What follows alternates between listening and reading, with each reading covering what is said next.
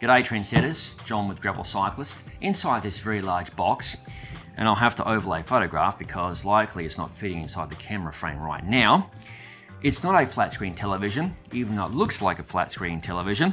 It's a very cleverly disguised entry-level gravel bike by Poseidon bikes. Namely, it's the Poseidon X model, and this bicycle features a hydroformed double-butted aluminium frame with carbon fork and some other nice components. But the crazy part is, this machine is priced at $599 US. So without further delay, let's open up this box and see how the Poseidon X gravel bike looks in the flesh. Here we go.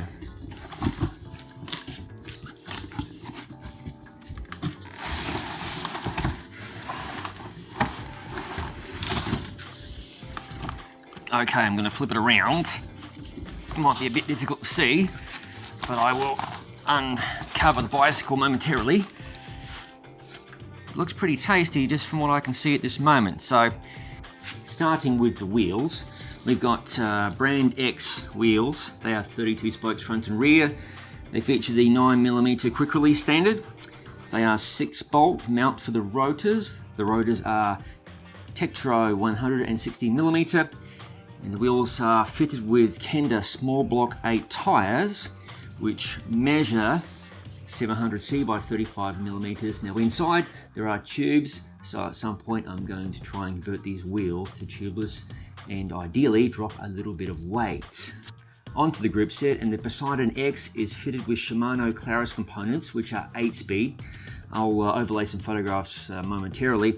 You've got your rear derailleur, your front derailleur obviously, and your shifters. Now the gearing, they've done a nice job with this bike. The crankset, which is a RPL branded item, features 46-34 chain rings. That's quite nice, not too big. And the cassette is an 11-34, so that's pretty nicely geared for gravel riding, etc. And the cockpit parts, they're all Poseidon branded, so you've got a 27.2mm seat post.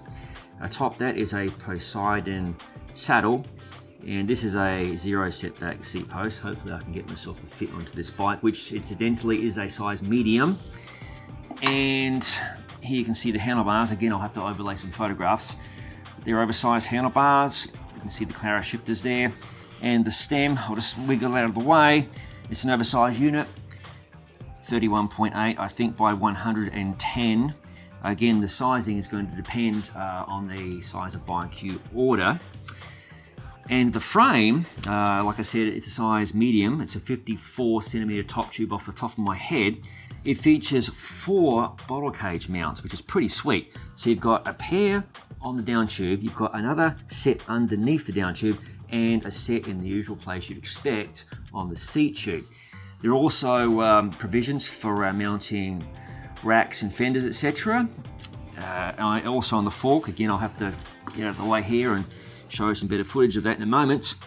But and the brakes are by Tektro, and these are flat mount, and this is not something I would expect on a budget bike, so that's pretty cool. Now they are mechanical.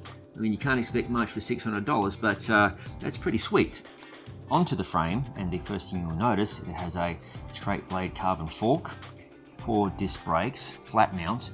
The cables run externally behind the fork legs, and there you can see provision for fenders, etc. to be mounted.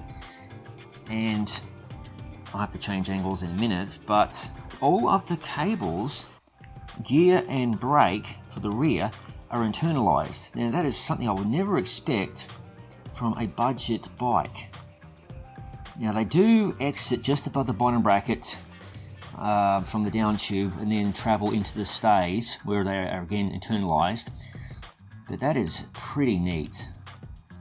Definitely a feature you usually expect on higher end bikes. Here is the non-drive side of the bicycle.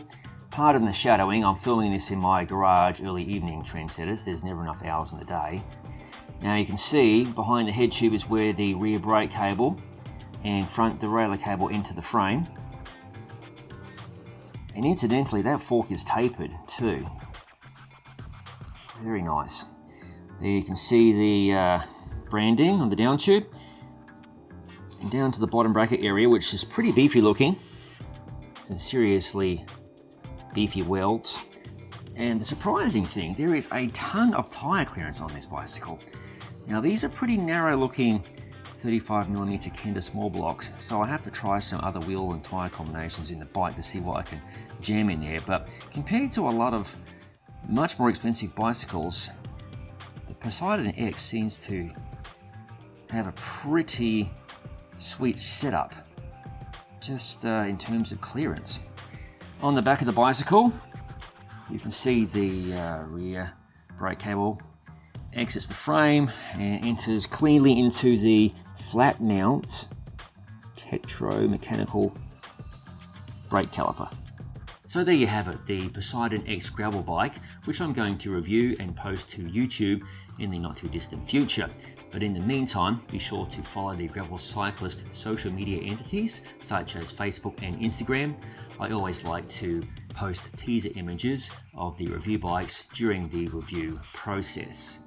Thank you for watching. If you haven't already, please subscribe to the Gravel Cyclist YouTube channel and don't forget to click the bell button to be notified of future videos as they are released. I'll see you in the next video.